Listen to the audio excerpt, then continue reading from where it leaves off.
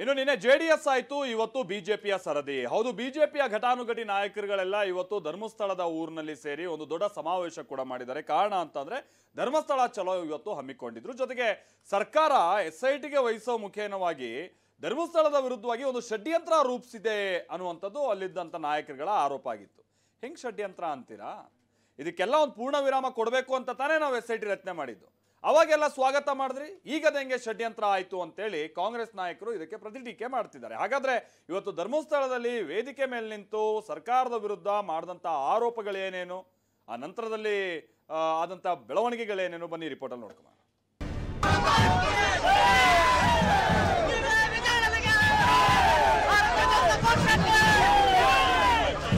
बोलो भारत माता की ಮಂಜುನಾಥನ ಕ್ಷೇತ್ರಕ್ಕೆ ಬಂದು ಷಡ್ಯಂತ್ರ ಮಾಡುವಂತ ಪ್ರಯತ್ನ ಮಾಡಿದ್ದಾರೆ. ನಿಮಗೆ ಭಗವಂತ ಒಳ್ಳೇದು ಮಾಡೋದಕ್ಕೆ ಸಾಧ್ಯನಾ? ದೊಡ್ಡ ತಿಮಿಂಗಲ ಸಮುದ್ರದಲ್ಲಿದೆ, ಆ ತಿಮಿಂಗಲಗಳನ್ನ ಹಿಡಿಬೇಕು. ಆ ಗುಂಡಿಯಲ್ಲಿ ಷಡ್ಯಂತ್ರ ಮಾಡಿರೋರನ್ನ ಹೂತ್ ಹಾಕಬೇಕು ಅಂತ ಕೇಳಲಿಕ್ಕೆ ಬಂದಿದ್ದೇವೆ. ಪಾಪ ಮಾಡ್ಲಿ, ರಾಜಕೀಯ ಮಾಡ್ತಾ ಇದ್ದಾರೆ, ಮಾಡ್ಲಿ. RSS ವರ್ಸಸ್ RSS ನಡೀತಾ ಇದೆ. ಏನು ಇನ್ವೆಸ್ಟಿಗೇಷನ್ ಏನು ಸಿಗ್ಲಿಲ್ಲ, ಸಿಗ್ತಾ 2-3 ಬಾಡಿ ಸಿಕ್ಕಿದ್ರೆ ಏನು ಮಾಡ್ತಾರೆ ಅಂತ ಹೋಗ. ಕೇಸರಿ ಕಹಳೆ, ಎಲ್ಲಿ ನೋಡಿದ್ರು ಕೇಸರಿ ಧ್ವಜ, ಎಲ್ಲಿ ಕಣ್ಣು ಹಾಯಿಸಿದ್ರು ಕೇಸರಿ ಶಾಲುಗಳ ಹಾರಾಟ. ಎಸ್, ಬಿಜೆಪಿ ನಾಯಕರಿಂದ ಧರ್ಮಸ್ಥಳ ಇವತ್ತು ರಣ ಅಂತಿತ್ತು. ಎಷ್ಟು ದಿನ ಷಡ್ಯಂತ್ರ ನಡೀತಿದೆ ಅಂತಿದ್ದ ನಾಯಕರು ಇವತ್ತು ಸಮರಕ್ಕಿಳಿದು ಬಿಟ್ಟಿದ್ರು. ಪುಣ್ಯಕ್ಷೇತ್ರದಲ್ಲಿ ನಿಂತು ರಾಜ್ಯ ಸರ್ಕಾರದ ವಿರುದ್ಧ ಮಾತಿನ ಸಿಡಿಗುಂಡು ಹಾರಿಸಿದ್ರು. बोलो भारत माता की, भारत माता की. ಬಿಜೆಪಿ ನಾಯಕರು ಸಮಾವೇಶಕ್ಕೂ ಮುನ್ನ ವೀರೇಂದ್ರ ಹೆಗಡೆ ಅವರನ್ನ ಭೇಟಿಯಾದ್ರು. ಬಳಿಕ ಬಿಜೆಪಿ ನಾಯಕರೆಲ್ಲರೂ ಮಂಜುನಾಥ ಸ್ವಾಮಿಯ ದರ್ಶನ ಮಾಡಿದ್ರು. ಇದಾದ ಬಳಿಕ ಶುರುವಾಗಿದ್ದೆ ಬಿಜೆಪಿ ಪಾದಯಾತ್ರೆ. ಸಾವಿರಾರು ಕಾರ್ಯಕರ್ತರ ಸಮ್ಮುಖದಲ್ಲಿ ಬಿಜೆಪಿ ನಾಯಕರು SDM ಕಾಲೇಜ್ ಮೈದಾನಕ್ಕೆ ಬಂದ್ರು. बोलो भारत माता की. ಇನ್ನು ಬಿಜೆಪಿ ನಾಯಕರ ಅಸಲಿ ವಾಗ್ದಾಳಿ ಶುರುವಾಗಿದ್ದೆ ಇಲ್ಲಿಂದ. ವೇದಿಕೆ ಮೇಲೆ ಮಾತನಾಡಿದ ಪ್ರತಿ ನಾಯಕರು ರಾಜ್ಯ ಸರ್ಕಾರದ ವಿರುದ್ಧ ಬೆಂಕಿ ಉಗುಳಿದ್ರು. ಸಾಲದಕ್ಕೆ ಷಡ್ಯಂತ್ರ ಮಾಡಿದವರನ್ನ ಒಂದ್ ಕೈ ನೋಡ್ಕೊಳ್ಳಿ, ಗುಂಡಿಯಲ್ಲಿ ಹೂತ್ ಹಾಕಿ ಅನ್ನೋ ಮಾತುಗಳನ್ನಾಡಿದ್ರು. ಇನ್ನು ವಿಜಯೇಂದ್ರ ಹಾಗೂ ಅಶೋಕ್ SIT ವಿರುದ್ಧ ವ್ಯಂಗ್ಯವಾಡಿದ್ರು. ಯಾರು ಮಂಜುನಾಥನ ಕ್ಷೇತ್ರಕ್ಕೆ ಬಂದು ಷಡ್ಯಂತ್ರ ಮಾಡುವಂತ ಪ್ರಯತ್ನ ಮಾಡಿದ್ದಾರೆ ಅವರನ್ನ ಒಂದು ಕೈ ನೋಡೋಣ ಅಂತ ಬಂದಿರುವಂತಹ ನನ್ನೆಲ್ಲ ಆತ್ಮೀಯ ಭಕ್ತರೇ, ನೋಡ್ಕೊಳ್ತಿರಲ್ಲ ಅವ್ರನ್ನ, ಯಾರು ಷಡ್ಯಂತ್ರ ಮಾಡಿದವ್ರನ್ನ.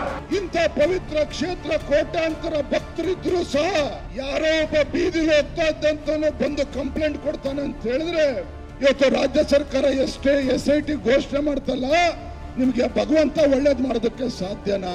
ಈಗ SIT ಮಾಡಿದಾರಲ್ಲ, ನಾವು ಸ್ವಾಗತ ಮಾಡಿದಿರಿ, ಇಲ್ಲ ಅಂತ ಹೇಳಲ್ಲ. ಆದ್ರೆ SIT ಯಾರನ್ನ ಹಿಡಿತಾ ಇದ್ದಾರೆ?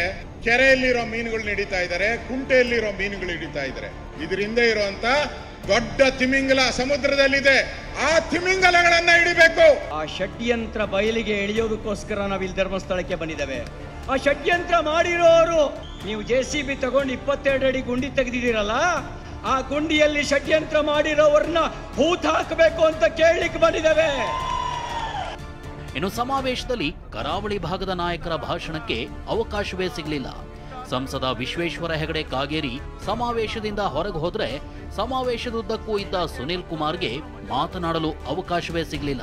DV ಸದಾನಂದ ಗೌಡ, ನಳಿನ್ ಕುಮಾರ್ ಕೂಡ ಸಮಾವೇಶದಲ್ಲಿ ಕೈ ಬೀಸಿ ಹೋಗಿದ್ದಾರೆ.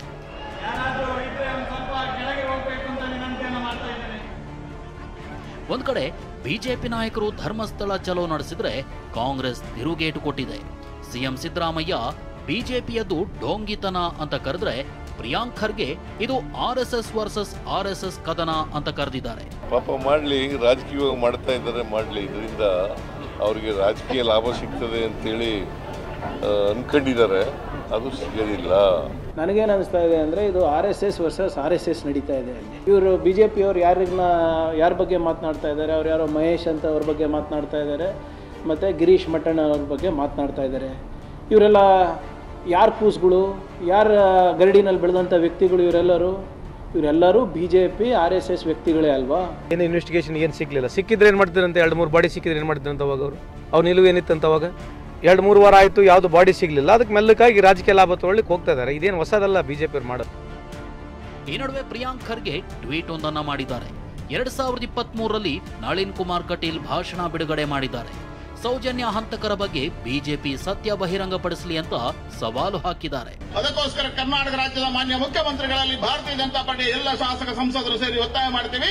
ಮತ್ತೆ ಇದನ್ನು ಮರುತನಿಖೆಗೆ ಸರ್ಕಾರ ತಗೋಬೇಕು. ಸರ್ಕಾರದ ಮುಖಾಂತರವಾಗಿ ಮರುತನಿಖೆಗೆ ಆಗ್ರಹ ಮಾಡೋದಕ್ಕೋಸ್ಕರ ಈ ಸಭೆಯನ್ನು ಕರೆದಿದೆ. ಹಾಗಾಗಿ ಸೌಜನ್ಯಾಳಿಗೆ ನ್ಯಾಯ ಕೊಡಬೇಕು ಅನ್ನುವಂಥದ್ರಲ್ಲಿ ಭಾರತೀಯ ಜನತಾ ಪಾರ್ಟಿ ಸ್ಪಷ್ಟವಾಗಿರ್ತಕ್ಕಂಥ ತೀರ್ಮಾನವನ್ನು ತಗೊಂಡಿದೆ. ಸುನೀಲ್ ಕುಮಾರ್ ಅವರು ಬಹಳ ಸುಂದರವಾಗಿ ಹೇಳಿ ಇದರ ಹಿಂದೆ ಯಾರಿದ್ದಾರೆ, ಯಾರು ಕೊಲೆ ಮಾಡಿದ್ದಾರೆ ಅಂತ ಗೊತ್ತಿದೆ ಅಂತ ಹಿಂದೆ ಜನಪ್ರತಿನಿಧಿಯಾಗಿ ಅವರು ಹೇಳಿದ್ದಾರೆ. ಅವರಲ್ಲಿ ವಿನಂತಿ ಮಾಡಿದ್ದಾರೆ, ನಿಮಗೆ ಶಕ್ತಿ ಇದ್ರೆ ಸಾಕ್ಷಿ ಕೊಡಿ, ನಿಮ್ಮ ಜೊತೆ ನಾವಿದ್ದೇವೆ, ನಿಮಗೆ ಯಾವುದೇ ರೀತಿಯ ಸೆಕ್ಯೂರಿಟಿ ಕೊಡೋದಕ್ಕೆ ನಾವು ಸರ್ಕಾರ ಬದ್ಧ ಇದೆ, ಕೇಂದ್ರ ಸರ್ಕಾರದ ಕೊಡಿಸ್ತೀವಿ, ಹೇಳಿ ನೀವು.